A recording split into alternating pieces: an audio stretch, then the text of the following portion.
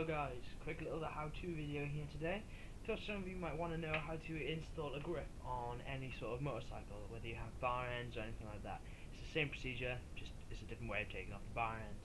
Some have Allen keys in them, some of them are just an ordinary nut that you take off, and some just slip off like the ones on my YBR over there. They just pull out basically, there's plastic.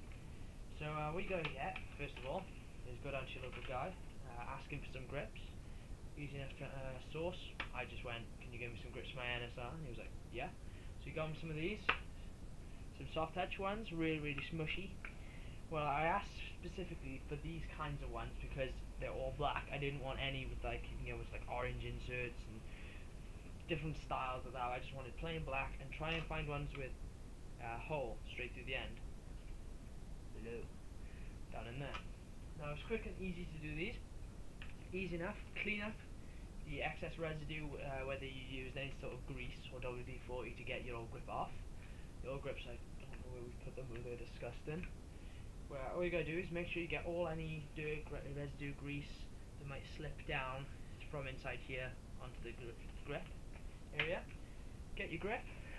Now you can do all sorts of things like glue, all sorts of stuff, but you want to be able to get it off eventually. Like 10 years down the line, this grip might be crap. So you want to be able to get it off. So the best thing for that is a little bit of hairspray there. All you gotta do is get your hairspray, get a little shake, squirt it all inside there, get it nice and smushy.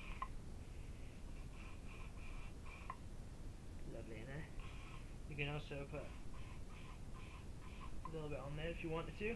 And what this act does is it slips for a little bit and then it grips. So if you watch now, just put it on there and it just slides on.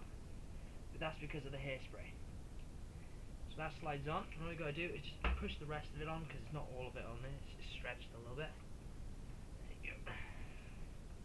Push it on, get it to the end of that area inside there. Get it to that, line up with that. Done and dusted. Now all you gotta make sure now is, I don't know if you can see, deep inside, just between the grip. Oh, wrong way. That's quite hard to do. There, just inside the grip and the handle, just before you get to the throttle area, is make sure it's not catching on anything. So give it a little squeeze and stuff, and make sure it's not actually touching this, because it'll cause a little bit of friction and make the throttle a little bit harder to pull. And sometimes when you release, it'll keep it caught, so it'll keep the engine throttling. And you don't want that, because if you say fall off, you don't want your wheels continuously spinning and burning up or causing any destruction to any property or anything such as that. So that's that done, and now all you gotta do now is just make sure these ones already have some lines and stuff on them, so just make sure the line is all straightened and lovely. Leave that. I'd recommend leaving it a full day, because there's no air in there to evaporate this, so leave it a couple of days before you, or just leave it heat up. You can feel a little bit of a grip on it at the moment, but I wouldn't go riding with it, because it's a little bit temperamental. It can't snap the actual only bit of grip you have. So leave it on there for a little while, and that's all you have to do. And then you just do the other one, or you just pop the bar end on. At the moment we don't have any bar ends for this, because they kind of got screwed, because they were stuck in there and the thread was all knotted, so we're getting some new ones soon. But otherwise, that is as easy as it gets to installing some new grips. So it's the same with like Supermoto, Harley Davidson's, anything like that. They just slide straight on, it's the same. On the other side, you want to make sure it's a little bit thicker. The tube itself, the actual rubber, is a little bit thicker, because on this side you've obviously got that little bit of plastic where the throttle is. On this side it's just a full-on bar.